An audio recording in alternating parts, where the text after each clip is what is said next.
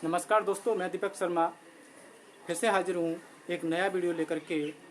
आज के इस वीडियो में हम बात करेंगे कि एर्थ लॉर्ड की दशा जब चलती है तो वह आपके जीवन पर क्या इफेक्ट डालती है, इसी पर हम चर्चा करेंगे। तो जैसे कि यह जन्म कुंडली आप देख पा रहे हैं, यह इस तरीके से जन्म कुंडली के 12 भाव बने होते हैं। हर भाव हमें कुछ ना कुछ बताता है।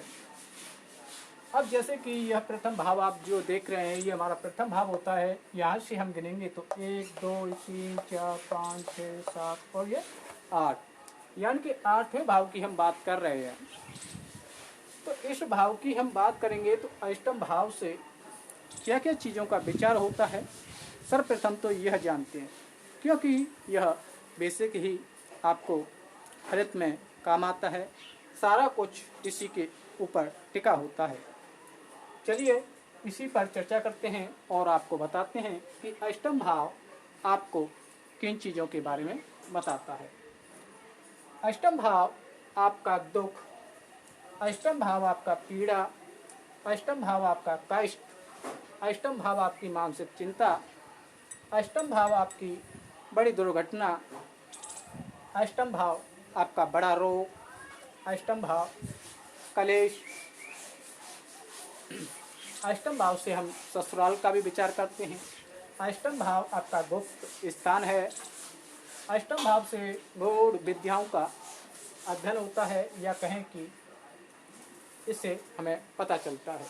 इसी के पश्चात अष्टम भाव से हम तंत्र मंत्र, गुप्त धन और हमारी लाइफ में आने वाले परिवर्तन के बारे में जानकारी देता है। आपको बता दें कि जब भी किसी ग्रह की दशा चलती है तो सर्वप्रथम हम ये देखते हैं कि वह ग्रह किन किन भाव का स्वामी है, यानी कि उसके जो नंबर हैं, राशियां हैं, वह किस किस भाव में लिखी हैं। जैसे कि अगर मैं यहाँ बात करूं, जैसे कि यहाँ 8 नंबर लिखा हुआ है कालपुरुष की कुंडली के अनुसार। 8 नंबर की जो राशि होती है वह होती है वृश्चिक, और वृश्चिक राशि का स्वामी होता है मंगल। मंगल को हम यहाँ लेके चलेंगे। आप देख लेना, आपकी कुंडली में 1 से लेकर के 12 भाव हैं, तो 12 ही राशियां हैं, और 12 राशियों के 12 नंबर आपको मिलेंगे। राशियां आपको दिखाई नहीं देंगी। इसके पश्चात आपको क्या करना है कि इनका स्वामी का अध्ययन आपको जरूर कर लेना है कि किस नंबर का, किस राशि का स्वामी कौन होता है। तो चलिए अभी बात कर लेते हैं कि जब अष्टम भाव आपका एक्टिव होता है, अष्टम भाव तो आपको क्या दिक्कत उत्पन्न करता है।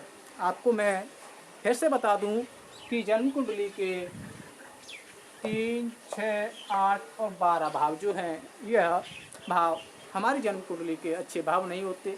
इनमें सबसे ज़्यादा खराब घर होते हैं 6वां, 8वां और 12वां। ये भाव इतने ज़्यादा अशुभ माने जाते हैं कि इनकी बात करें हम तो इसमें जो ग्रह बैठता है वह भी दिक्कत में आ जाता है, या कहें कि इसकी दृष्टि पड़ जाए या इसको कोई ग्रह देख ले। 6, 8, 12 जो भाव हैं, इनके स्वामी से अगर कोई ग्रह या भाव स्वामी संबंध बना ले तो उस भाव से संबंधित दिक्कत ये उत्पन्न कर देते हैं, या ये किसी पर अपना प्रभाव डाल दें तो भी वही प्रॉब्लम क्रिएट करते हैं। इसीलिए हमें जन्म कुंडली के 6, 8, 12 भाव को ध्यान में रखना होता है। जब भी इसकी दशा चलती है, जब भी आपके अष्टम भाव की दशा चलती है, तो सर्वप्रथम आपके जीवन में दुखों का वास हो जाता है। आप किसी न किसी प्रकार की दिक्कत में रहने लगते हैं। आपको कोई ना कोई कष्ट बना रहता है। कष्ट बने रहते हैं तो कष्ट कई प्रकार के होते हैं, और जैसे कि मैं बात करूं तो कष्ट कई प्रकार के हो जाते हैं। तो यहाँ मैं सिर्फ अभी आपको यही बता रहा हूँ कि ये चीज़ें आपको देखने को मिलती हैं। आपके साथ में बहुत सारी चीज़ें जो मैंने इसमें लिखी हैं वही मैं आपको समझाने का प्रयास कर रहा हूँ। जब भी आपका अष्टम भाव एक्टिव होता है तो सर्वप्रथम आपके दुखों में वृद्धि हो जाती है। आपके दुखों में वृद्धि हो जाती है। आप किसी न किसी चीज़ को लेकर के, किसी न किसी बात को लेकर के दुखी रहने लगते हैं। आप किसी न किसी प्रकार की पीड़ा में रहने लगते हैं, चाहे वह शारीरिक हो, मानसिक हो, आर्थिक हो। कोई ना कोई पीड़ा आपको अवश्य उत्पन्न होती है। अष्टम भाव स्वामी के विषय में हम बात कर रहे हैं, तो अष्टम भाव यहाँ एक्टिव होना जरूरी है। जब इसकी दशा आती है तब यह जरूर होता है। इसके बाद में जब अष्टम भाव आपका एक्टिव होता है तो मानसिक चिंताएं आपकी बढ़ जाती हैं। आप जो है किसी न किसी प्रकार की टेंशन लेने लग जाते हैं, और कहें कि आपकी जो टेंशन थी पहले कम थी तो इस टाइम पीरियड में और ज़्यादा बढ़ जाती है। इसके पश्चात में आप किसी न किसी प्रकार की बड़ी दुर्घटना का शिकार हो जाते हैं, या कहें कि आप को किसी प्रकार का बड़ा रोग हो जाता है। आप किसी असाध्य रोग से जूझने लगते हैं, असाध्य बीमारी से ग्रसित हो जाते हैं। यहाँ जैसे कि मैंने बात की थी बड़ी दुर्घटना, तो बड़ी दुर्घटना किसी भी चीज़ को लेकर के हो सकती है, चाहे वह आपको लेकर के हो, या आपके धन को लेकर के हो, या अपने फैमिली को लेकर के हो, या आपके घर को लेकर के हो। किसी न किसी प्रकार की बड़ी दुर्घटना का शिकार आपको अवश्य होना पड़ता है इस दशा में। इसके पश्चात मैं बात करूं कलेश, तो आप के घर में कलह कलेश उत्पन्न हो जाते हैं, या कहें कि उस चीज़ को लेकर के कलह उत्पन्न हो जाता है किसी न किसी उसको लेकर के। तो अभी मैं बताऊंगा कि किस, थोड़ा सा आपको झलक भी दूंगा कि किन चीज़ों को लेकर के कैसे पीड़ा आप देख सकते हैं। इसके पश्चात बात करें हम, तो ये अष्टम भाव ससुराल का भी है। तो यहाँ से आपके ससुराल में भी वृद्धि होने लगती है, या कहें कि आपको इस टाइम पीरियड में एक ससुराल की प्राप्ति हो जाती है। जिन व्यक्तियों का जब विवाह होता है तो उनका कहीं ना कहीं सप्तम भाव के साथ साथ अष्टम भाव भी एक्टिव अवश्य होता है, जिसके कारण उन्हें ससुराल से संबंध उत्पन्न होते हैं, या कहें कि उनको एक ससुराल की प्राप्ति होती है इस टाइम पीरियड में।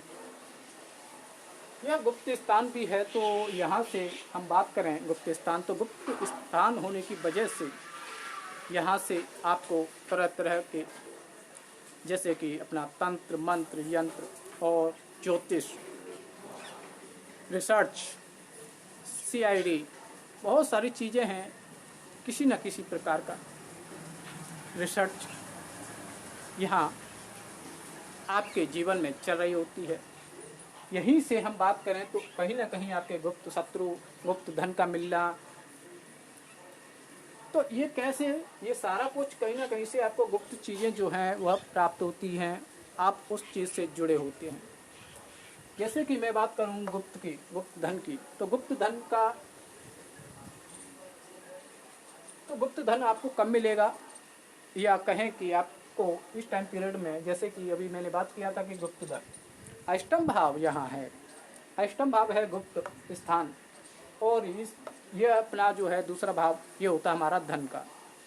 जब धन भाव के स्वामी का अष्टम भाव से संबंध आपकी जन्म कुंडली में किसी भी प्रकार से बन रहा है और आपका अष्टम भाव एक्टिव हो गया, तो इस टाइम पीरियड में आपको गुप्त धन की प्राप्ति होती है। यहाँ हमने बताया था आपको कि परिवर्तन, यह 8th लॉर्ड जब आपका एक्टिव होता है तो आपकी लाइफ में चेंजिंग जरूर आती है। आपके स्वभाव में, आपका घर परिवार धन कोई भी चीज़ हो सकती है, उसमें चेंजिंग अवश्य आती है। तो यहाँ इस भाव की एक्टिविटी की बात करें तो यह भाव एक्टिव कब होता है, तो मैंने आपको बताया कि इसमें जो नंबर आपका लिखा होगा उसका जो स्वामी बना होगा, जब उसकी दशा आएगी तब यह भाव आपका एक्टिव होगा।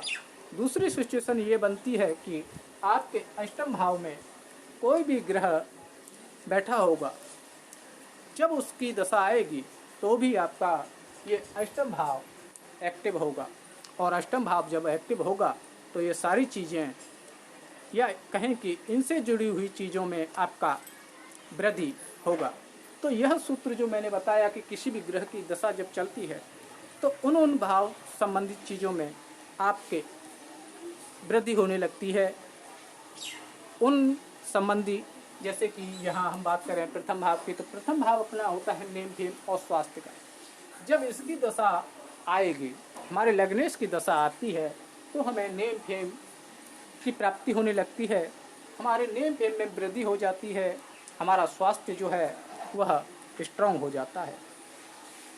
इसके पश्चात हम बात कर लें दूसरे भाव की, तो जब दूसरे भाव की दशा आएगी तो सीधी सी बात है कि आपके धन में वृद्धि हो जाएगी। आपका बैंक बैलेंस पहले कम था तो वह ज़्यादा बनने लगता है। वहीं तीसरे भाव की बात करें हम, तो तीसरे भाव जब एक्टिव होता है तो आप पहले से अधिक ज़्यादा साहसी और पराक्रमी हो जाते हैं, और इस टाइम पीरियड में आप अत्यधिक संघर्ष करते हैं, संघर्ष करने लगते हैं, या कहें कि जूझते हैं किसी भी चीज़ को पाने के लिए, क्योंकि यह तीसरा भाव आपका जिद्दी का भी है, या कहें कि यह आपको जिद्दी भी बना देता है अपनी दशा पीरियड में। तो इसके बाद में हमने बात किया तीसरे भाव का। इसके बाद में हम बात करते हैं चतुर्थ भाव की। चतुर्थ भाव जब आपका एक्टिव होगा तो आपके चतुर्थ भाव से संबंधित जितने भी कारक तत्व आते हैं उनमें वृद्धि होती है, या कहें कि इनसे जुड़ा हुआ आपको रिजल्ट प्राप्त होता है। वह कैसे होता है तो वह मैं अगली वीडियो में दशाक्रम के बारे में, जो दशा से संबंधित संपूर्ण प्रोसेस है वह बताऊंगा।